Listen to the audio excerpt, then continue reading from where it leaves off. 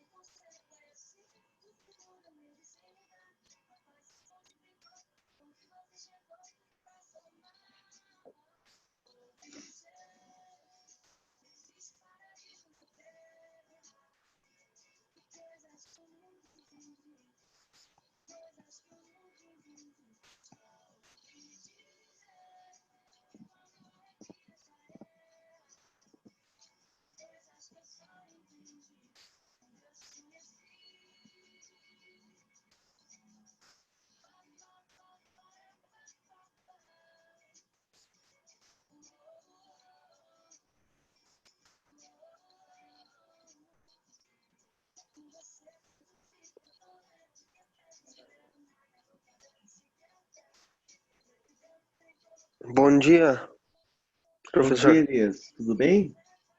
Tudo jóia? Que bom. E o senhor? Tudo bem, graças a Deus. Que bom. E aí, animado?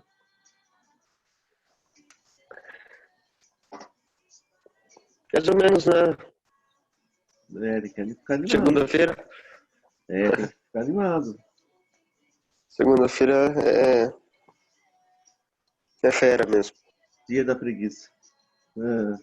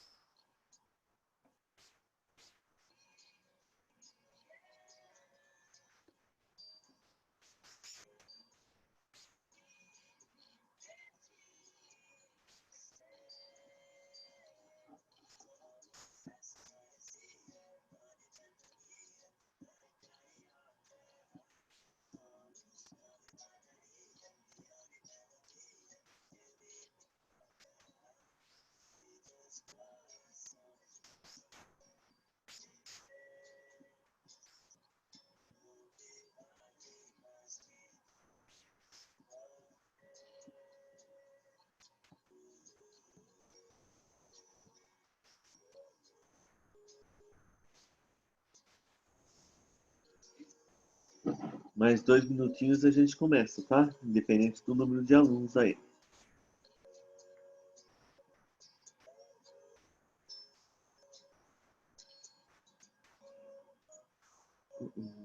Uh, uh.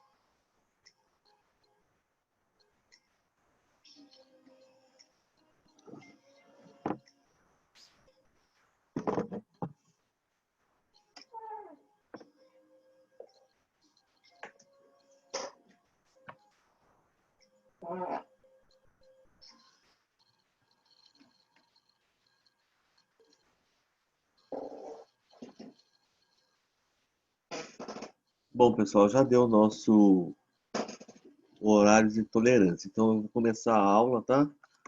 Com o número de alunos que está presente, independente do quem não chegou ainda, vai chegando depois, vai entrando. Bom, bom dia para todo mundo, primeiramente, né? Espero que vocês tenham tido um ótimo final de semana e que nós tenhamos uma semana abençoada novamente. Nós vamos para o capítulo 9, Roma Antiga, Expansão, Cultura e Influência. É um capítulo relativamente comprido, um pouco extenso, mas que a gente vai precisar de, acho que 2 aulas, né? A aula de hoje e a aula da próxima segunda, para a gente concluir essa unidade desse capítulo aqui. Então, a gente vai ter que repartir em 2 partes para a gente fazer a conclusão desse capítulo. Não é difícil, um capítulo fácil, tem poucos conceitos, é mais factual, né? É mais uma leitura de fatos acontecidos, não dá muita margem para a gente fazer muitos comentários, mas para a gente fazer algumas análises do que aconteceram lá na Roma Antiga, que a gente pode trazer para a nossa sociedade contemporânea. Tá? Então, a gente consegue fazer algumas análises, principalmente das contribuições que os romanos deram para a nossa civilização. Eles contribuíram bastante para as civilizações ocidentais. Né? A gente fala bastante da contribuição para a civilização ocidental dos gregos romanos. Né? Então, a gente já estudou os gregos, já falou das contribuições dos gregos para nós, e agora da civilização romana para nós. Então, a gente tem contribuições greco-romanas que chegam até os nossos dias. Né? Então, a gente vai falar um pouco dessa área que nos favorece bastante. Tá? Eu vou subir o PowerPoint aqui para vocês e aí a gente já começa a falar dessas contribuições.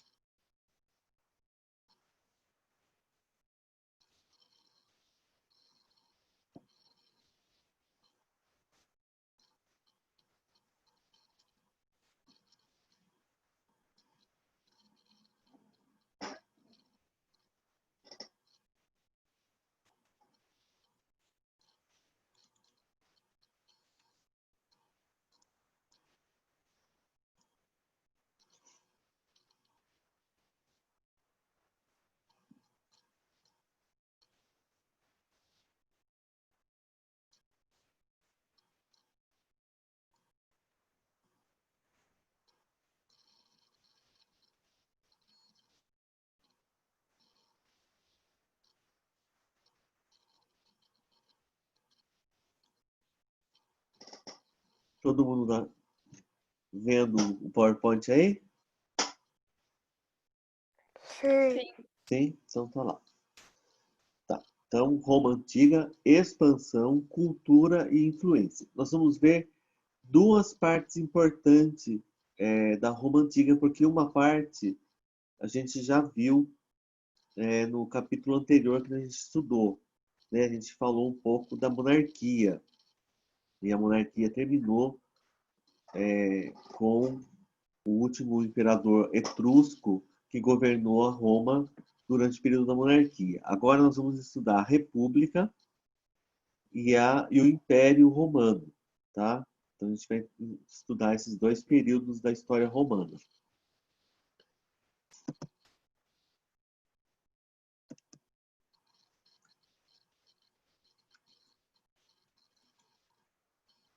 Então a gente tem aqui a figura de abertura da apostila, é essa figura aqui. Deixa eu tirar o.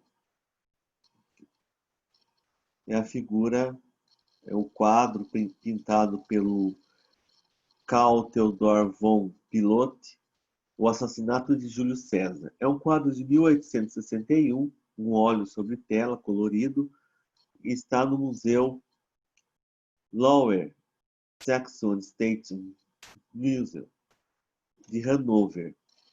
E aqui a gente vai encontrar alguns elementos importantes, né? Por exemplo, a gente vai encontrar aqui os traidores de Júlio César, né?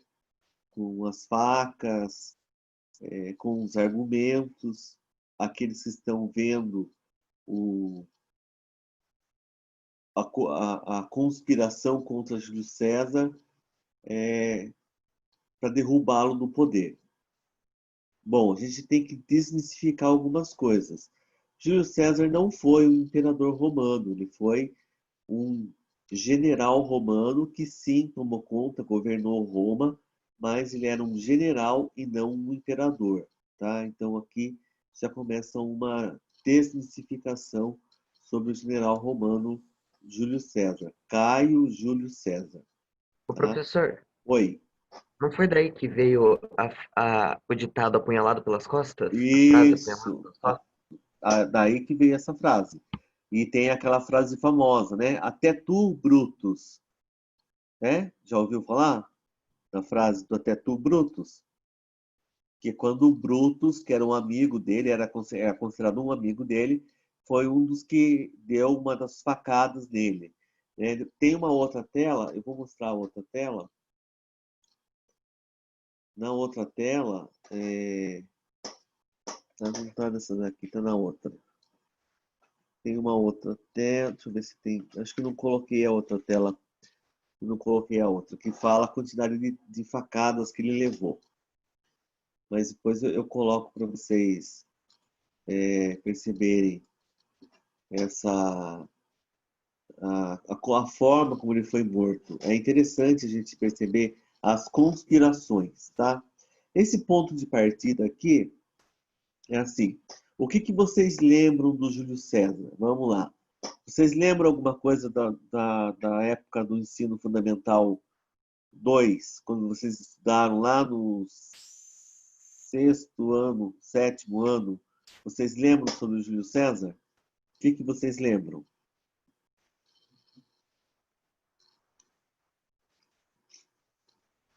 Do assassinato do Júlio César? Ou sobre o que vocês lembram do Júlio César propriamente dito? Mateus, lembra alguma coisa? Que, professor? Eu não vi direito. Do Júlio César, o que você lembra lá do ensino fundamental, que você já estudou sobre o Júlio César? Que ele era um ditador, Isso. um rei doidão. Não batia bem na cabeça. Esse era o Nero. O Nero era louco mesmo. Ai, Nero. O Nero era completamente fora da casinha. O Júlio César Mas, era um general extremamente vitorioso, né? Gostava das batalhas, ia à frente das batalhas e conquistou a Gália, né, que era a província mais rebelde que tinha no Império Romano. Foi uma das últimas a serem conquistadas. Desculpe. Uma das últimas a serem conquistadas. E ele conseguiu conquistar a Gália e romanizar as províncias romanas de uma certa forma, né? Impor a cultura romana. O que mais vocês lembram do Júlio César? Ele teve um caso com uma rainha importante aí.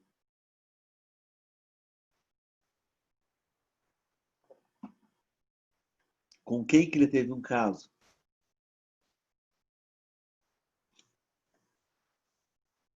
Com a Cleópatra, a rainha do Egito. Tem o filme Cleópatra que mostra muito bem esse período aí. É bastante interessante, vale a pena assistir.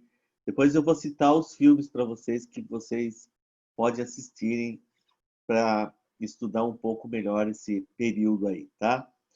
Mas vamos lá.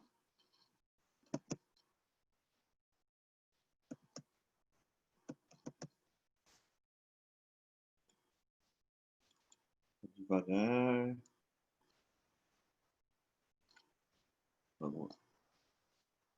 Então a gente tem aqui os objetivos dessa unidade: compreender as mudanças políticas que ocorreram na Roma, estabelecendo relações entre os panoramas econômicos e social que marcaram o período de mudança. Analisar a grande crise política vivida pelos romanos durante o período republicano. Roma vai vivenciar um período de crise econômica e social por conta até de uma greve geral que foi ser feita por parte dos escravos, da plebe, que vai fazer uma greve geral também. Compreender a expansão territorial promovida pelos romanos. Essa expansão territorial dos romanos vai ser um dos fatores que vai fazer com que o Império Romano se desfaça depois. Né? Eles conquistam tantas terras que depois eles não conseguem administrá-las. Identificar o período do Império e os fatores que levaram à desintegração do território romano. Conhecer as principais características culturais dos romanos, relacionando-as a alguns elementos do cotidiano da atualidade, que é o que a gente vai falar um pouquinho. O que os romanos nos deixaram de legados culturais, né? De heranças culturais. Tudo isso a gente vai visualizar aqui na aula.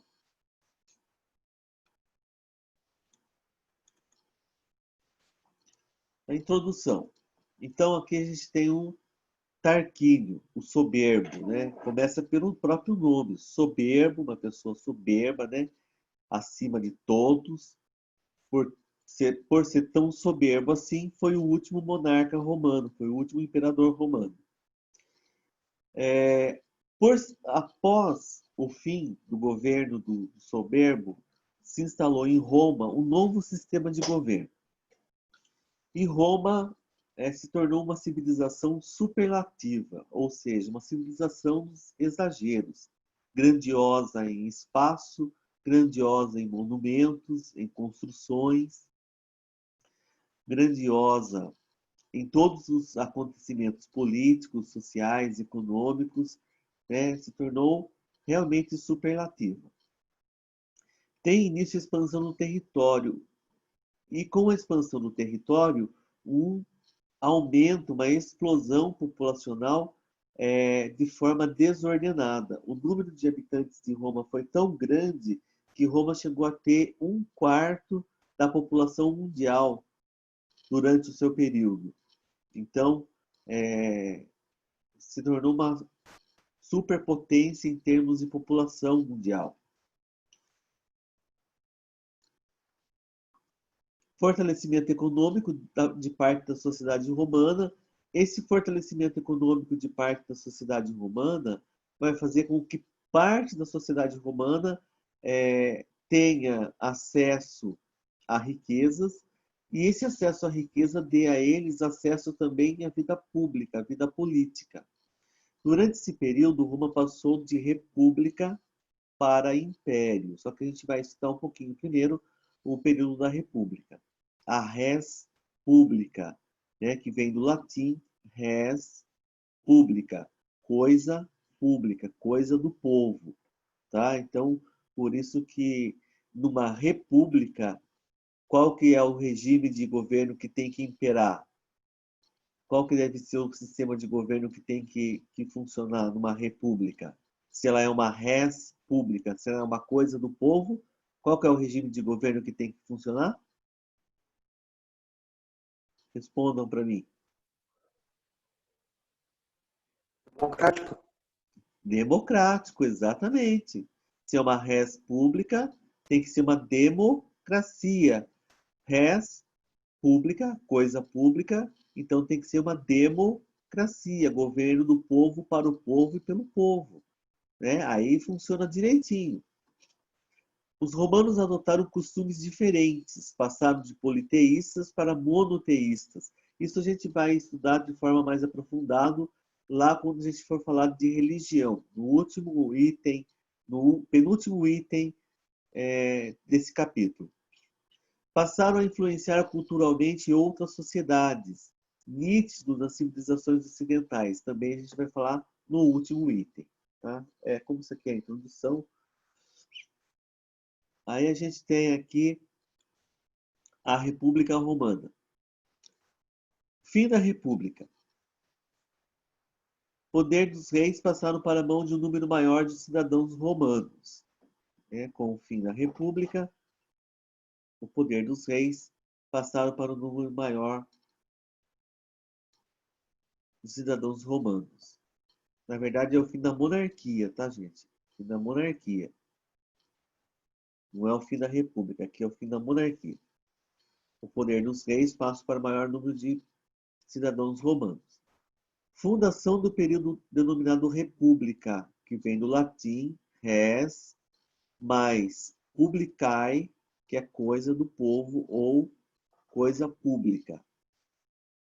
O poder executivo foi pulverizado nas mãos de muitos, quer dizer, todas as pessoas, de certa forma, todas deveriam, né, ter participação política, deveria ser democrático ao extremo. Só que a gente não pode esquecer que ainda existia aquela sociedade machista, né, extremamente machista, romana, onde só os homens participavam da vida pública, a censitária, né, porque só aqueles que tinham posses podiam participar, escravocrata, então os escravos não tinham direito à participação política, dividida em camadas sociais, então a plebe não tinha participação política, só os patrícios, então isso tudo fez com que um número restrito de pessoas tivesse direito à vida pública. A vida pública aqui é a vida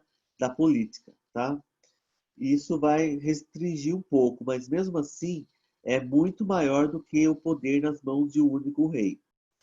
Isso então vai ser pulverizado o poder que antes estava na mão de uma única pessoa, que era o rei, e agora o poder está na mão de várias pessoas, né? Principalmente do Senado romano.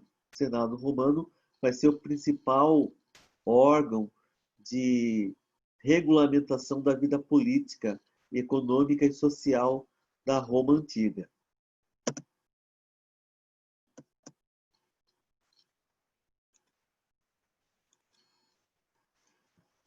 Aí a gente tem a colegialidade, né? Então, um colegiado, um grupo de pessoas, um grupo de agraciados. Por que são agraciados? Porque é um grupo de pessoas beneficiadas com o poder. Não eram todas, era um grupo, apenas uma quantidade restrita de pessoas. Eram agraciadas com o poder. Eram eleitos para períodos curtos, mais ou menos um ano de poder, um ano de mandato. Objetivos: não concentrar o poder nas mãos de uma única pessoa, de um único homem. E aí eram eleitos os magistrados. O que era ser um magistrado? Um magistrado era um cargo público que possibilitava o controle recíproco do poder. Ou seja, como é que era o controle recíproco? Um acabava fiscalizando o outro. Era a função desses magistrados. Hoje, a gente tem vários desses termos que os romanos utilizavam, a gente tem eles sendo utilizados na vida pública, no Brasil, por exemplo, nos meios públicos. Hoje, os magistrados são juízes. Os magistrados daquela época eram os senadores. Era qualquer pessoa que tinha um cargo público era um magistrado. Hoje, os magistrados, a magistratura brasileira, a famosa magistratura brasileira, é formada pelos juízes, são os magistrados. Mas os magistrados da época eram qualquer pessoa que tinha um cargo público. Nós vamos ver outros cargos que tem, que hoje também existem e que vêm do período dos romanos. Aqui a gente vai encontrar uma imagem interessante que é a loba capitolina, né? E que ela traz essa inscrição SPQR, inscrição que aparece abaixo da loba capitolina, refere-se à frase latina Senatus Populares que Romanos, o Senado e o povo romano, juntos para conduzir politicamente os rumos de Roma, com a finalidade de acabar com a concentração do poder nas mãos do rei. Foi criada a República. E isso estava em todos os prédios públicos romanos. Tá? Então, a gente vai encontrar essa inscrição do Senado aqui, essa inscrição aqui, SPQR, ela vai estar em todos os prédios públicos, tá? Como se fosse um slogan do governo romano, tá? Senatus Populares que Romanos, o Senado e o povo romano juntos. Era uma forma de privilegiar o povo na participação política, tá? E o símbolo, né, romano, a loba capitolina, com Rômulo e Remo aqui sendo aumentados pela loba. A gente tem 10 minutos, tá, gente?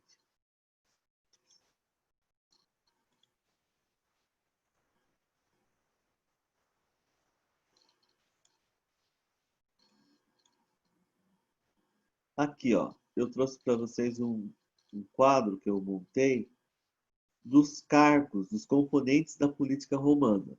Então, a gente vai encontrar 4 cargos importantes. Os pretores administravam a justiça, disciplinava, coercitiva, verificava as alegações, fixavam limites às disputas judiciais, às disputas chamadas iurisdicto. Era a justiça feita pelos órgãos de justiça mesmo que foram criados pelos romanos. Depois, quando a gente for estudar o direito romano, a gente vai falar sobre a iudicia, né? A forma como a justiça era elaborada. Tem um texto interessante lá para vocês estudarem, fazer uma pesquisa sobre como que era o direito romano e o direito grego. Os edis já vou comentar um pouquinho sobre os edis. A função deles, observar e garantir o bom estado e funcionamento dos edifícios e outras obras, serviços públicos ou interesse comum, condições de de culto e práticas religiosas. Os edis, a gente vai hoje, por exemplo, numa sessão da Câmara Municipal e é comum um vereador chamar o outro vereador de edil ou de edis. Os nobres edis vereadores, os nobres edis, que são os vereadores. Sinônimo de vereador. Então, se os vereadores soubessem qual é a verdadeira origem do nome vereador, eles deixavam um pouco de lado a polpa com que eles regem o seu governo, né, o seu poder de sua magistratura como governante, como poder executivo, poder legislativo, né, e iam verificar melhor as suas funções, né? Que aqui o edil romano ele tinha garantia de função de garantir o bom estado, funcionamento dos edifícios e outras obras, serviços públicos. Eles tinham que sair, verificar se a rua estava limpa, se os órgãos públicos estavam limpos. Era bem diferente do que fazem os edis hoje. Os questores.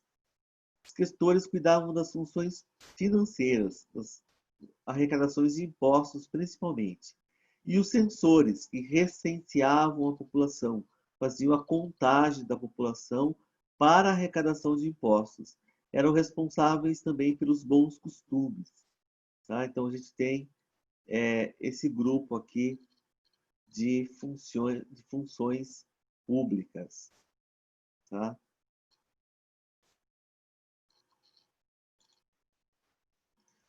Em casos extraordinários, com raríssimas exceções, a gente ia encontrar a eleição de um ditador por no máximo 6 meses. O nosso amigo Júlio César, ele vai usar essa prerrogativa e vai se tornar um ditador perpétuo. Ele vai usar por 6 meses, mas vai ficar por mais tempo, e isso vai causar uma série de problemas no governo dele, e aí ele vai acabar sendo assassinado.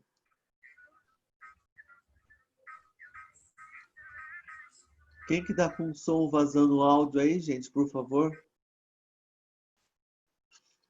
Seus atos anulavam os demais magistrados e tomavam medidas urgentes, casos de crises ou ameaças externas. Então foi o que aconteceu, por exemplo, com o Júlio César.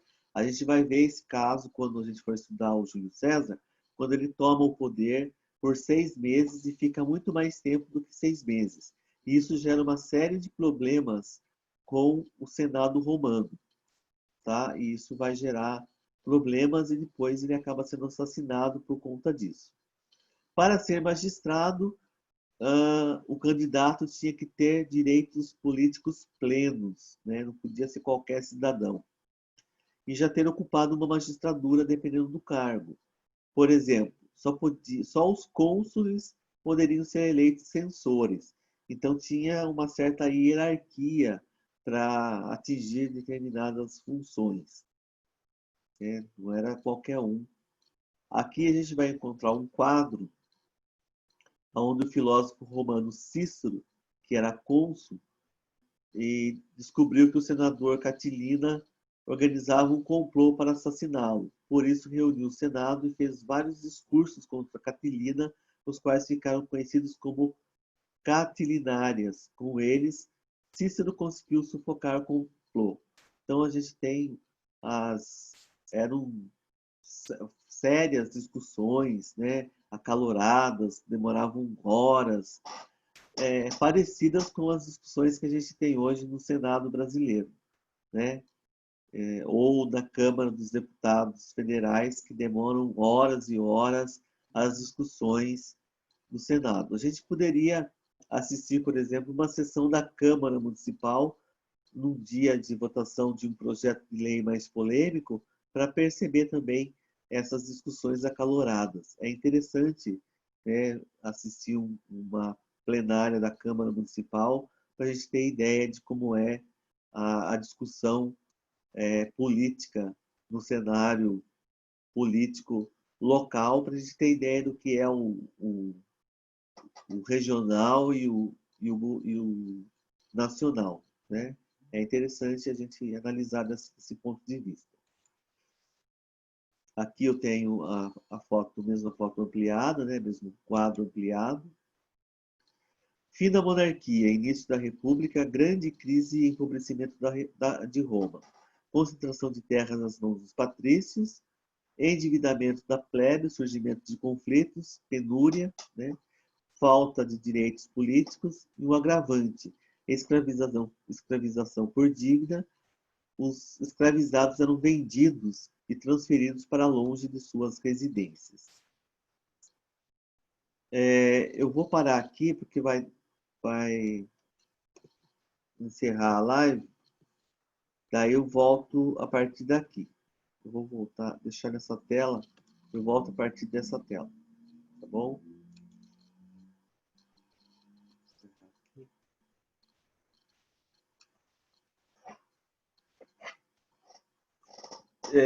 Eu vou falar os que estão com falta, vocês falam para mim se estão presentes para eu atualizar aqui. Beatriz Teles, está aí?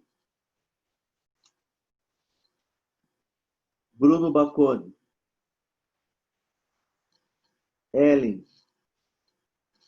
Enzo Padilha. Cagliardi. Presente, professor. Estou aqui. Cagliardi? Sim, professor. Tá. Gabriel Boava.